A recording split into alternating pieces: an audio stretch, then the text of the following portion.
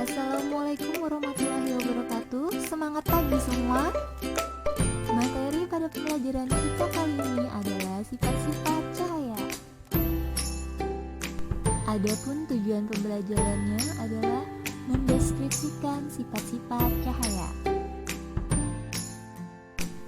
Sebelum kita membahas sifat-sifatnya, kita bahas terlebih dahulu tentang cahaya.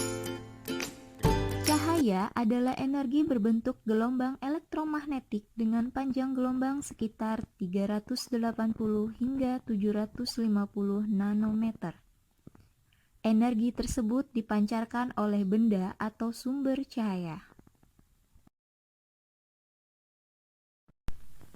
Benda-benda di sekitar kita berdasarkan dapat tidaknya memancarkan cahaya digolongkan menjadi dua. Pertama, sumber cahaya. Sumber cahaya adalah benda-benda yang dapat memancarkan cahaya. Contohnya, matahari, nyala lilin, nyala api. Kedua, benda gelap. Benda gelap adalah benda-benda yang tidak dapat memancarkan cahaya. Benda gelap digolongkan menjadi tiga. Pertama, benda tidak tembus cahaya, yaitu benda yang tidak dapat meneruskan cahaya. Contohnya batu. Kedua, benda tembus cahaya, yaitu benda yang dapat meneruskan sebagian cahaya. Contohnya kertas buram. Ketiga, benda bening, yaitu benda yang dapat meneruskan hampir seluruh cahaya yang mengenainya. Contohnya kaca. Cahaya yang biasa kita lihat merupakan kumpulan sinar cahaya atau disebut berkas cahaya. Berkas cahaya dapat digolongkan menjadi tiga. Pertama, berkas cahaya sejajar, yaitu berkas cahaya yang arahnya sejajar satu sama lain. Contoh sebagai berikut. Kedua, berkas cahaya divergen atau berkas cahaya menyebar, yaitu berkas cahaya yang berasal dari satu titik kemudian menyebar ke segala arah. Contoh sebagai berikut. Ketiga, berkas cahaya konvergen atau berkas cahaya mengumpul, yaitu berkas cahaya yang menuju satu titik tertentu. Contoh sebagai berikut. Demikian tadi pengantar tentang cahaya. Sekarang kita masuk pada pokok bahasan kita, yakni tentang sifat-sifat cahaya. Cahaya penting dalam kehidupan.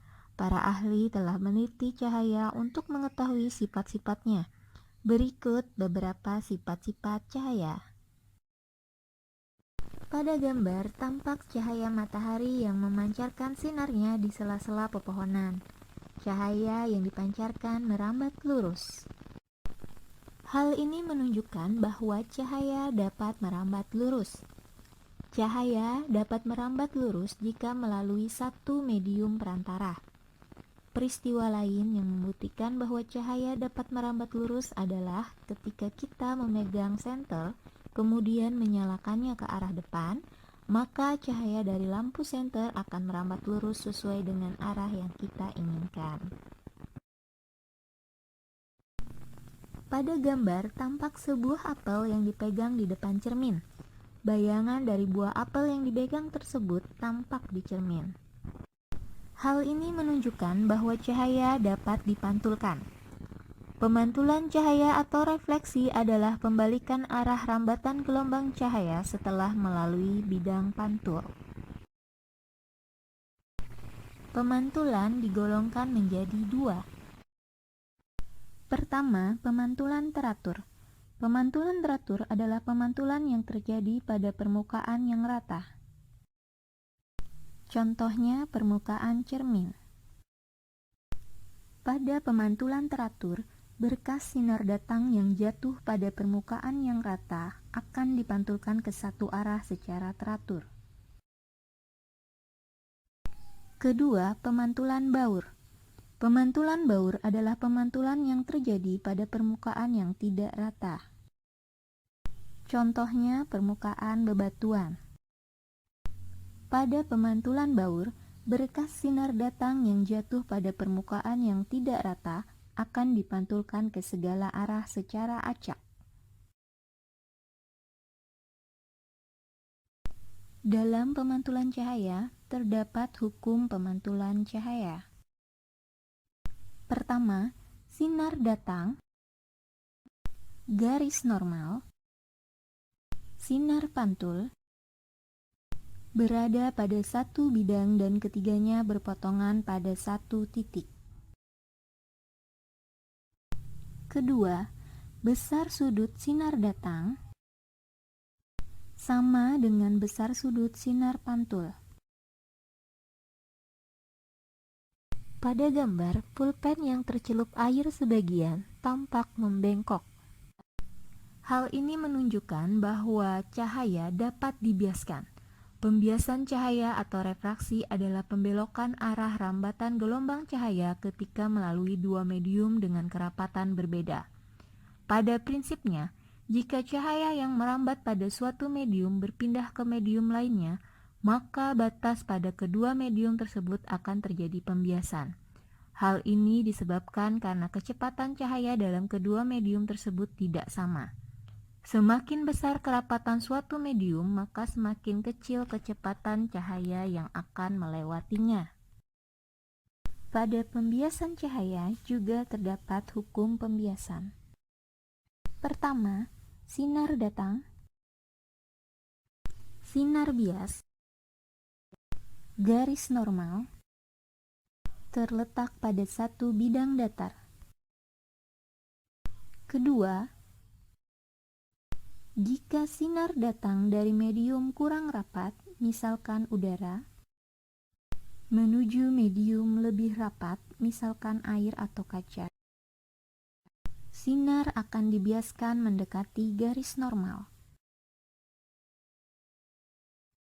Jika sinar datang dari medium lebih rapat, misalkan air atau kaca, menuju ke medium kurang rapat, misalkan udara, sinar akan dibiaskan menjauhi garis normal. Pada gambar tampak sinar matahari yang mengenai kaca jendela. Sinar tersebut menembus kaca jendela dan masuk ke dalam ruangan, sehingga ruangan tampak terang. Kaca merupakan salah satu contoh benda bening. Hal ini menunjukkan bahwa cahaya dapat menembus benda bening. Pada gambar tampak sebuah pelangi. Pelangi umumnya muncul setelah hujan turun. Pelangi tersebut terdiri dari beberapa warna, yakni merah, jingga, kuning, hijau, biru, nila, dan ungu, atau kita kenal dengan singkatan Magico Hibiniu. Sebenarnya, warna-warna tersebut berasal dari warna putih yang dihasilkan oleh cahaya matahari. Namun, karena cahaya matahari yang datang dibiaskan oleh adanya titik air hujan, maka mengakibatkan cahaya putih diuraikan menjadi beberapa warna, seperti yang terlihat pada pelangi. Hal ini menunjukkan bahwa cahaya dapat diuraikan. Penguraian cahaya atau dispersi adalah penguraian cahaya putih menjadi berbagai macam cahaya berwarna.